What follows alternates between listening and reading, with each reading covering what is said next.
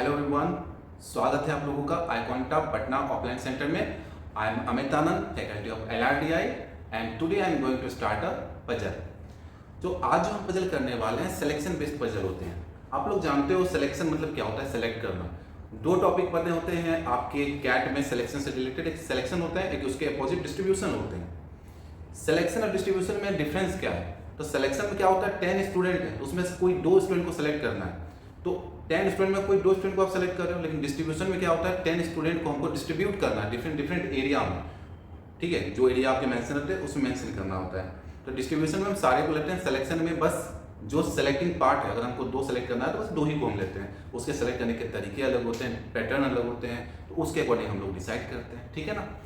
तो सिलेक्शन जब आप बनाते हो, सिलेक्शन का कोई भी सेटअप बनाते हो, तो उसमें कुछ वर्ड्स होते हैं जिनका यूज होता है। कुछ वर्ड्स मतलब क्या हुआ, कंडीशनल सेंटेंसेज होते हैं। मीन्स दैट इफ रहते हैं, वुड रहते हैं, कुड रहते हैं, माइट बी रहते हैं, अनलेस रहते हैं, और रहते हैं, नीदर रहते हैं, नाइदर रहते हैं।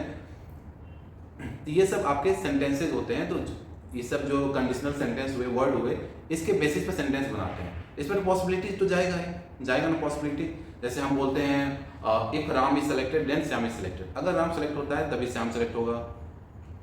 तो इस टाइप के सेंटेंसेस आपके सिलेक्शन पार्ट में होते हैं। उसको हमको कैसे डील करना होता है उसको हम देखते हैं। तो जब भी सिलेक्शन का कोई भी आप सेट बना रहे हो तो हमेशा ये बात ध्यान रखना, जो भी कंडीशनल वर्ड है, इफ, नीदर, इधर, ये सब जो कंडीशनल वर्ड है, इसमें आप जब लेफ्ट टू राइट आप थिंक कर रहे हो, सेंटेंस को कैसे पढ़ते हैं, इधर से इधर तक पढ़ते हैं। तो लेफ्ट टू राइट जब आप थिंक कर रहे हो तो उसके अपोजिट भी आप मतलब निकालो, यानी राइट टू लेफ्ट भी मतलब निकालो, जो उसका मतलब क्या होता है। इसमें अगर सेंटेंस पढ़ के बस उसका मतलब आप जान रहे हो तो उससे काम नहीं बनेगा।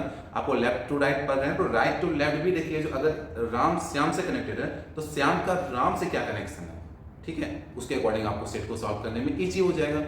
तो हम देखते हैं आज का सेट, उसके अकॉर्डिंग हम आगे बात करते हैं। ठीक है, तो ये सेट है मेरा। आप इस सेट का स्क्रीनशॉट लेके एक बार खुद से ट्राई करें। ठीक है, अब हम स्टार्ट करते हैं बनाना इसको।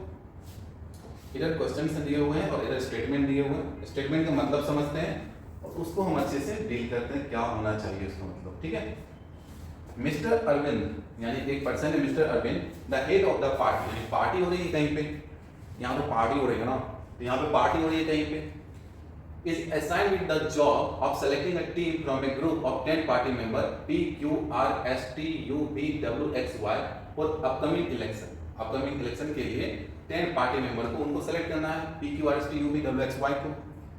The rules of the team selection are as followed, यानी कि अब सिलेक्शन का रूल है, हम कहते हैं ना 10 मेंबर है, 10 मेंबर में उनको सेलेक्ट करना है। इस 10 मेंबर के ग्रुप से उनको कुछ को सेलेक्ट करना है। तो अब सेलेक्ट करने के तरीके कितने कितने होंगे, तब सेलेक्ट करने के तरीके डिपेंड करेंगे अकॉर्डिंग टू नीचे वाले इंफॉर्मेशन पे। ठीक है, मेरे पास पर्सन जो है उसके अकॉर्डिंग हम सेलेक्ट करना है, यानी कि मेरे पास 10 पर्सन है, P, Q, R, S, T करके, U, V, W, X, Y।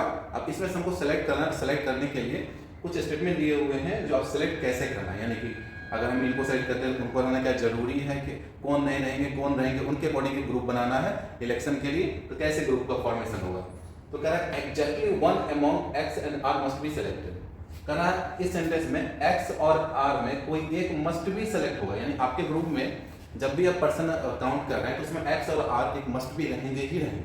ठीक है, इधर both T and W must be selected और both should not be selected, यानी T और W या तो दोनों सेलेक्ट होंगे या दोनों में से कोई सेलेक्ट नहीं होगा। यानी अकेले कहीं पर T नहीं आ सकता है, अकेले कहीं पर W नहीं आ सकता है। अगर T दिख रहा है तो W आएगा, W दिख रहा है तो T आएगा, mister T to W and vice versa. ठीक है, तो हम कह सकते हैं सेकंड का मतलब T रहेगा तो W को रहना मस्ट भी जरूरी है, W रहेगा तो T को रहना मस्ट भी जरूरी है। At most one among W, P, V can be selected, यानी W, P, V में एट मोस्ट वन, यानी ज्यादा एक सेलेक्ट हो सकते हैं, यानी कि W, P, V में से कोई एक ही सेलेक्ट हो सकते हैं, 2 सेलेक्ट आप नहीं कर सकते हो, क्योंकि कह रहा है एटमोस्ट 1 ही आप सेलेक्ट कर सकते हो तीनों में से।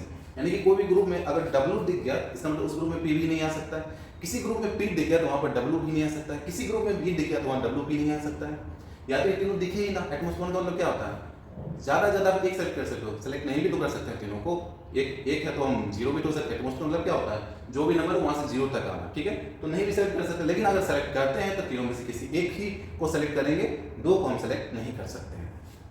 If y selected then neither q nor s is selected। कह रहा अगर y को आप सेलेक्ट कर रहे हो तो q और s में से कोई भी सेलेक्ट नहीं होगा, ठीक है। यानी कि y अगर सेलेक्ट कर रहे हो तो q और s में से किसी को सेलेक्ट नहीं कर सकते हो। मींस दैट किसी ग्रुप में अगर y दिख गया ना, वहां पर कौन नहीं आएगा, q और s नहीं आएगा, ये दोनों बंदे नहीं आएंगे, ठीक। और इसका वाइस वर्सा भी, अगर किसी ग्रुप में q दिख गया या s दिख गया तो वहां पे y नहीं दिखना चाहिए, ठीक है। If t is selected then q must be selected। कहना है अगर t सेलेक्ट आप कर रहे हो तो q को मस्ट भी सेलेक्ट आपको करना पड़ेगा। अब इसका मतलब देखते हैं, if t is selected then q must be selected, यानी t आता है तो उसके साथ q को आना पड़ेगा, लेकिन वाइस वर्सा। और क्या q आता है तो क्या t को आना जरूरी है? नहीं, कोई जरूरी नहीं है t आए, क्योंकि t आएगा q मस्ट भी आएगा, ये कह रहा है। ये तो नहीं कह रहा है vice versa means that q आए तो t को भी मस्ट भी आना पड़ेगा, ये तो नहीं कर रहा है ना। इसलिए t selected q must be selected, यानी q को आप ग्रुप में रख रहे हो तो q को, t को अगर ग्रुप में रख रहे हो तो q को रखना ही पड़ेगा। लेकिन अगर q ग्रुप में है तो t का पॉसिबिलिटी है may be may not be, रहेगा तो कोई दिक्कत नहीं, नहीं भी रहेगा तो कोई दिक्कत नहीं है, क्योंकि q की इधर से कोई भी एक्शन नहीं है, एक्शन t की इधर से, ठीक है। If any one among SUV is selected, then the other two must also be selected। कह रहा है जो SUV में अगर एक को सेलेक्ट करते हैं आप, if anyone SUV में कोई भी एक आप सेलेक्ट करते हो, then the other two must be selected। इसका मतलब क्या हुआ, तीन आपके मेंबर हैं, तीन में से अगर आप एक को सेलेक्ट करते हो तो बाकी दो को सेलेक्ट करना ही पड़ेगा, मतलब तीनों को तीनों सेलेक्ट होंगे। SUV में हम कहेंगे एक बंदे को सेलेक्ट करते हैं तो बाकी दो को मस्ट भी सेलेक्ट करना पड़ेगा। यानी आप किसी एक को सेलेक्ट कीजिएगा तो बाकी तो दो ही हैं, यानी कि आप एक को सेलेक्ट कर रहे हैं तो बाकी दो को सेलेक्ट करना पड़ेगा, यानी कि तीनों को तीनों ग्रुप में आपको दिखने चाहिए।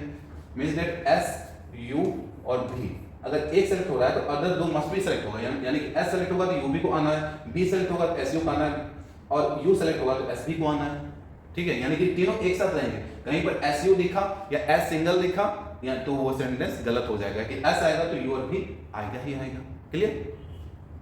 तो ये मेरा सेंटेंस था, इसका मतलब था जो भी है।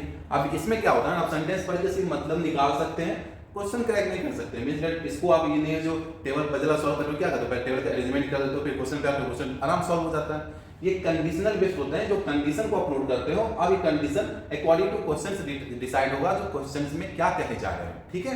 तो आराम से क्वेश्चन को देखते हैं और सॉल्व करते हैं, ठीक है। देखिए पहला क्वेश्चन क्या कर रहा है,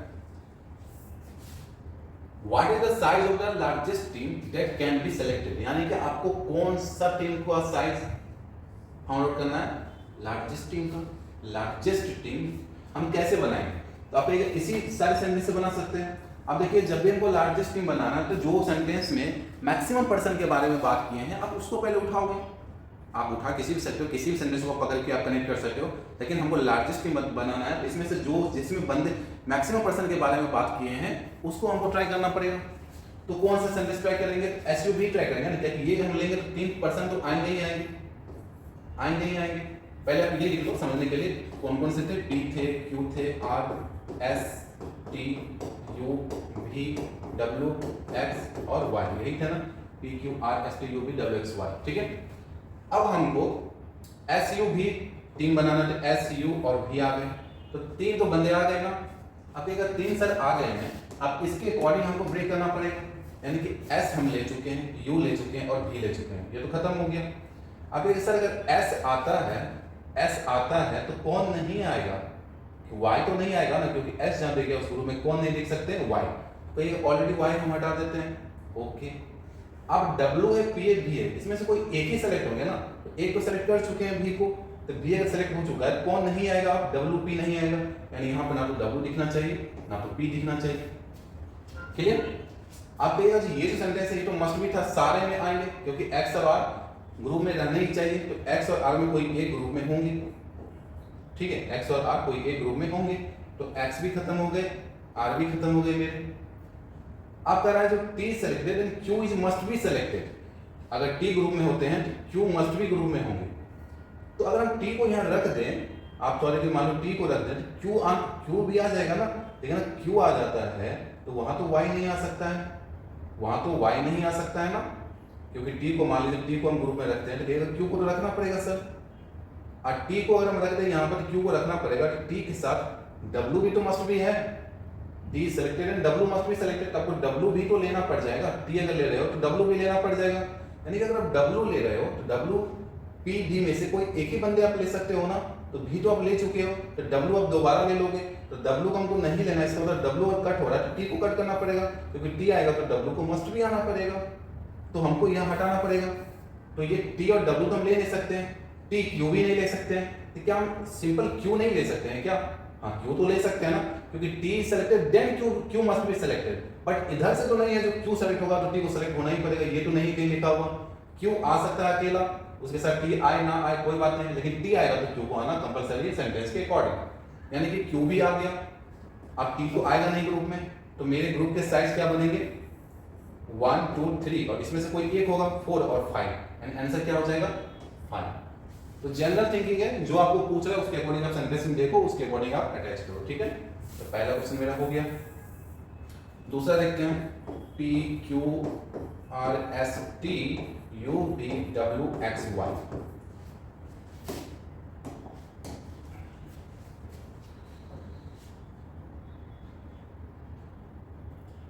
If W is one of the member of the team, यानी कह रहा W को टीम का मेंबर बनाना, यानी उस मेंबर उस ग्रुप में एक W तो रहेंगे ही रहेंगे, ये तो कंपलसरी है तो हम लिख ली, ठीक है। कह रहा अगर W मेंबर टीम का तो टीम का साइज क्या होगा, यानी कि टीम में और कौन कौन से मेंबर हैं जो रह सकते हैं W के रहने पे, तो हम देख लेते हैं, ठीक है। अगर W रहता है तो W तो कनेक्ट हट गया। आप कहेंगे सर अगर W है तो T को तो आना मस्ट भी है, क्योंकि यहाँ लिखा था इधर both T and W selected और what should not be selected, यानी कि T W दोनों साथ में आएंगे या तो नहीं आएंगे। लेकिन सर अगर W है तो T को तो आपको रखना पड़ेगा, यहाँ से T को तो रखना पड़ेगा, तो T खत्म हो गया। अब यहाँ पे क्या था कि T selected then Q must be selected, अगर T सेलेक्ट होता है तो Q को मस्ट भी सेलेक्ट होना पड़ेगा, तो T तो सेलेक्ट हो गया ना, देखिए सर Q को भी आना पड़ेगा, देखिए हाँ सर Q को आना पड़ेगा, ये तीनों आ गए। अब आप W को ले चुके हैं तो देखिएगा X और R ये तो सारी जगह होंगे, X और R में से कोई एक होगा ही होगा, ताकि यहाँ पर एक्स आर को मस्ट भी कहा है, उससे भी एक्स और आर कहीं पर देख भी नहीं रहे। अब आप देखो W आप सेलेक्ट कर चुके हो तो P और B तो आप नहीं लोगे, तो कहेंगे जो P और B को सर हटा दीजिए। अगर आप P को हटा दिए तो V हटा दिए तो SU भी तो नहीं होगा ना, क्योंकि अगर V अगर आएगा इस ग्रुप में तो ये तीनों साथ में आने वाले हैं, तो S और U भी नहीं आ सकता है। X और R को भी आप ले चुके हैं और Q आप ले चुके हो, क्योंकि T के साथ W T के साथ Q को तो लाना पड़ेगा, तो Q आप ले चुके हो तो वहां पर Y नहीं लिखना चाहिए, यानी Y भी नहीं होगा। तो मेरे साइज टीम का क्या बन जाएगा, अगर W है तो, अगर W है तो यही टीम में से कोई पर्सन रह सकते हैं, इसके अलावा कोई दूसरे नहीं रह सकते हैं, यानी क्या हो जाएगा आंसर 4, ठीक है। तो इस टाइप से आराम से देखना है, पढ़ना है, क्रैक करना है सेंटेंस को। फिर लिख लेते हैं P Q R S T U V W X और Y। अब हम देखते हैं आगे का। If T is the one of the team member, correct, T अगर ग्रुप का टीम मेंबर बन जाए, who among the following cannot be a member of that team, यानी करेक्ट अगर T ग्रुप का मेंबर बन जाए ना, तो कौन होगा जो T के साथ मेंबर नहीं बनेगा उसके ग्रुप का। तो पहले देख लेते हैं मेंबर कौन कौन है T के साथ। तो अगर T आएगा तो सर T आएगा तो W को तो आना पड़ेगा, तो T और W आना पड़ेगा, यानी T आ जाएगा तो W को तो आना पड़ेगा, कहेगा सर T आ जाएगा तो Q को भी तो आना पड़ेगा, तो T आ जाएगा तो Q को भी आना पड़ जाएगा। और X और R ये तो कंपलसरी रहेंगे, क्योंकि ये तो मस्ट भी हर एक टीम में रहेंगे, तो X और R भी आपके इसके ग्रुप में हो सकते हैं, ये सब तो हो सकते हैं ना। आपके अगर W आ गया सर तो PV में से कोई नहीं दिखना चाहिए, यानी इसके ग्रुप में कौन नहीं होंगे, P नहीं हो सकते हैं, V नहीं हो सकते हैं, ठीक है। अब W आप ले लिए, अगर आप U ले रहे हैं, अगर हम मान लीजिए ये इसको उठा रहे हैं तो U के साथ S और V तीनों लेने पड़ेंगे, यानी S U V तीनों साथ में आ सकते हैं, क्या आ सकते हैं, अभी तक तो वायलेट नहीं कर रहा है, मे भी आ सकते हो। आगे देख लेते हैं W P V में से आपको कोई एक लेना था, आप W ले लिए, यानी कि P और V आप नहीं ले सकते हो ना, तो P और V जब नहीं ले सकते हो तो V आप नहीं लोगे तो SU भी नहीं ले सकते हो, क्यों, क्योंकि SU V अगर होगा तो SU तीनों साथ में होंगे ना, तो ग्रुप में V होगा ही नहीं, तो SU तो हो ही नहीं सकता है, क्योंकि सर S भी नहीं हो सकता है, U भी नहीं हो सकता है।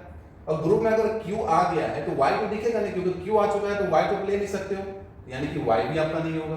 तो ये सारे ग्रुप के मेंबर जो क्रॉस है वो नहीं होंगे जब T ग्रुप का मेंबर बनेगा। ऑप्शन में क्या है, X U W R, तो U, तो आंसर क्या हो जाएगा U, क्योंकि X तो ग्रुप का मेंबर है, आर भी ग्रुप के मेंबर हो सकते हैं, डब्ल्यू तो ग्रुप का मेंबर है, तो कौन नहीं हो सकते हैं, यू। क्लियर? आराम से देखना है, समझना है। P Q R S T U V W X Y।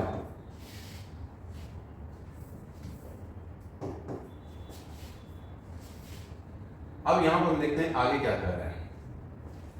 इसका आंसर हो गया मेरा U। Which of the following is valid team? क्या इसमें valid team कौन है? अच्छा देख लेते हैं। पहला ऑप्शन मेरा P S X, दूसरा है मेरा P Q R और Y, तीसरा है मेरा P Q W और S, और लास्ट है हमारा P X Y। तो इसमें वैलिड टीम बताइए। वैलिड टीम यानी कि जो कंडीशन को सेटिस्फाइड करेगा वो वैलिड टीम होगा मेरा। तो पहला ऑप्शन है मेरा P S X। पहला क्या है, P S X, दूसरा ये थर्ड लास्ट। क्या P S X हो सकता है? तो हम देखते हैं। सर अगर P होगा तो W भी नहीं होना चाहिए, क्योंकि इसमें से कोई एक ही होंगे, तो W भी नहीं दिख रहे, कंडीशन सही है। और P का कोई कंडीशन है नहीं, ओके, यहां तक में ओके है। S को देखते हैं। अगर S ग्रुप में होगा तो Y नहीं होने चाहिए, Y नहीं है, सही बात है। लेकिन सर S ग्रुप में अगर होगा तो U भी तो ग्रुप में दिखने चाहिए, लेकिन यहाँ S है लेकिन U भी तो ग्रुप में नहीं दिख रहे हैं सर, ये तो ग्रुप का मेंबर नहीं बनेगा, सॉरी ये तो नहीं हो सकता है। ठीक है, आगे देखते हैं। P Q R Y, P रहेंगे ग्रुप में तो W भी नहीं होने चाहिए, तो W भी नहीं दिख रहे हैं, ठीक है, कोई एक ही होंगे ना P ये तीनों में। अगर Q होंगे तो Y नहीं दिखने चाहिए, लेकिन Q है, अरे सर Q है तो Y तो दिख गए हमको। अगर ग्रुप में Q होंगे तो वहां कौन नहीं दिखने चाहिए, Y नहीं, लेकिन यहाँ Q है तो Y भी तो दिख गए।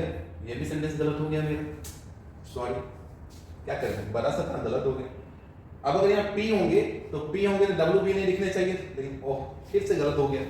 P है तो W तो दिख गए ना, ये तीनों में से तो कोई एक दिखने चाहिए ग्रुप में, लेकिन यहाँ पे तो P है तो W भी दिख गए, तो बेचारे ये भी गलत हो गए, यानी अब यही सही होगा मेरा। मैच भी कर लेते हैं। P है तो W भी नहीं दिखने चाहिए, W भी नहीं, X और R में से कोई एक रहेगा, ये X लिया है, चलो ठीक है, हो सकते हैं। Y होंगे तो Q और S नहीं होंगे, तो Y है तो Q और S कहीं दिख रहे हैं, नहीं है, तो ये मेरा सही हो गया, यानी कि मेरा फोर्थ ऑप्शन सही हो गया। क्लियर है? एकदम इजीली सॉल्व कर सकते हैं, आराम से सेंटेंस को पढ़ना है, समझना है, क्रैक करना है, आराम से क्रैक हो जाएगा, कोई टफ टॉपिक नहीं है, सिलेक्शन इजी है, ठीक है। तो यही था मेरा आज का, फिर मिलते हैं सिलेक्शन के कुछ और सेट लेंगे आगे, और कुछ DI सेट भी करेंगे, अभी कंटिन्यू करेंगे। तो अच्छे से बनिए, पढ़िए, जहां पर आपको कोई डाउट हो रहा है वो पूछिए, और कहीं भी अगर आपको कुछ इंक्वायरी करना है आई कॉन्टैक्ट पटना तो आप कर सकते हैं। Thank you very much.